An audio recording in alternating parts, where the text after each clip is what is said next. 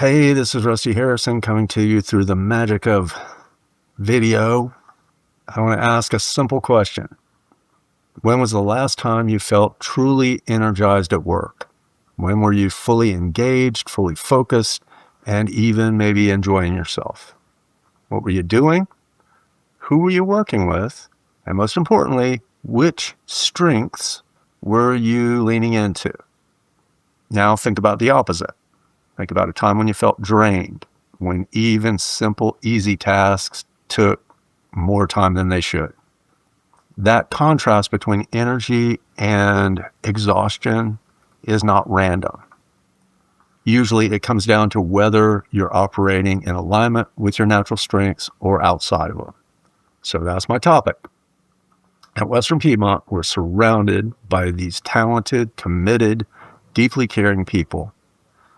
But just like every other system, we tend to be asking the same questions. What's wrong and how can we fix it? And you see this in performance evaluations, student feedback, committee work, and even in our own self-talk.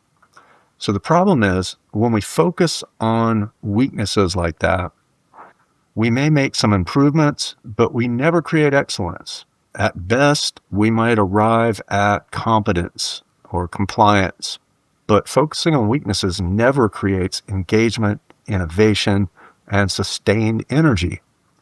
So that's where a strengths-based culture is different. Clifton Strengths was developed over the period of decades by the Gallup Corporation, and their research revealed a simple but powerful truth. People experience higher degrees of success and joy when they develop what they naturally do best, not by ignoring weaknesses, but by managing them while investing a majority of their energy where they get the highest return. So what do we mean by a strength? A strength is not just something you're good at, although it's definitely something you're good at. A strength is the combination of your natural talents combined with the skills and knowledge you've developed over time. When those come together, you get consistent, near perfect performance in a specific area.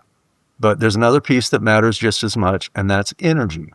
When people operate in their strengths, they don't just perform better, they feel better.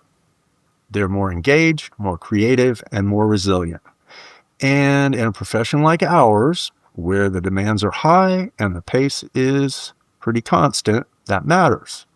Faculty and staff today are stretched. We're balancing instruction, advising, service, administrative responsibilities, and an increasing number of student needs.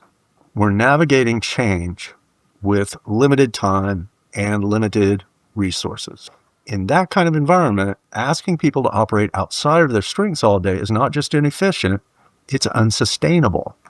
It leads to quiet disengagement. It increases frustration and miscommunication, and it contributes to burnout. But when people are given the opportunity to use their strengths regularly, something shifts. Engagement increases, collaboration improves, people begin taking ownership in a new way, and most importantly, the work begins to feel meaningful. A strengths-based culture is not just about taking that assessment. The assessment is just the starting point. But that's not the goal.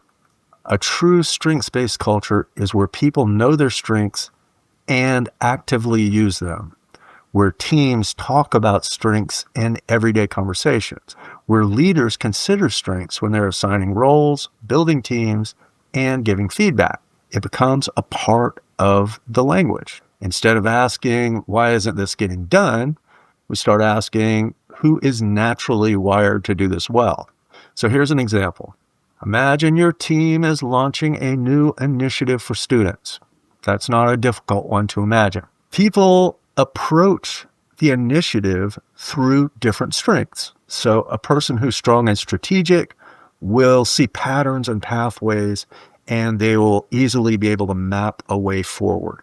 Someone who is a strong relator will focus on building trust, making sure relationships are strong, and that students feel connected. Someone who's an achiever Well, they're going to ensure that the deadlines are met and the work is completed. Same goal, different strengths.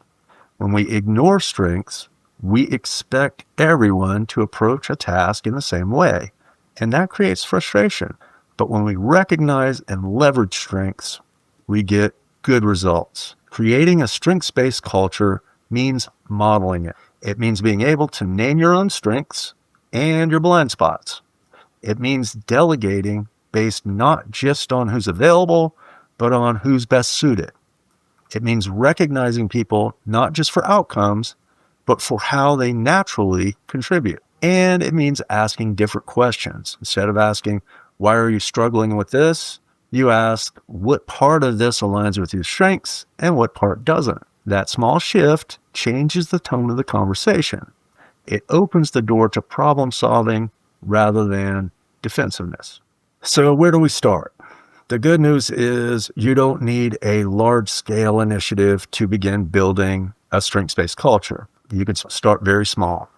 In your next meeting, invite people to share one or two of their top strengths and how those show up in their work.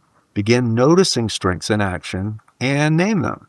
When someone organizes a complex project, call it out. When someone builds strong relationships with students, recognize it. Over time, this builds awareness, and awareness leads to intentionality. You can also begin aligning tasks with strengths. Before assigning work, ask a simple question. Who would not only do this well, but actually enjoy doing it? And when challenges arise, and they always do, you can reframe the conversation.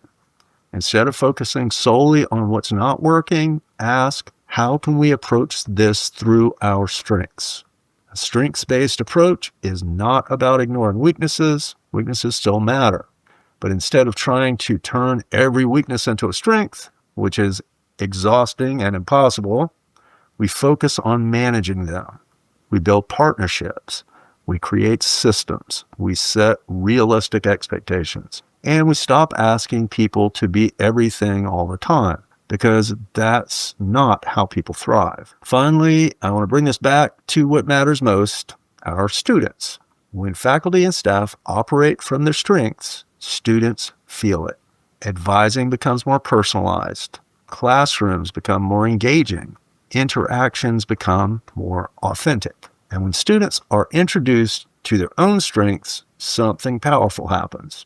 They stop asking what's wrong with me, and they start asking, how do I use what's right with me? That shift can change how they approach their education, their careers, and their lives. So as we think about building a strengths-based culture, I'll leave you with this. This is not about adding one more thing to your plate. It's about changing how you approach what's already there.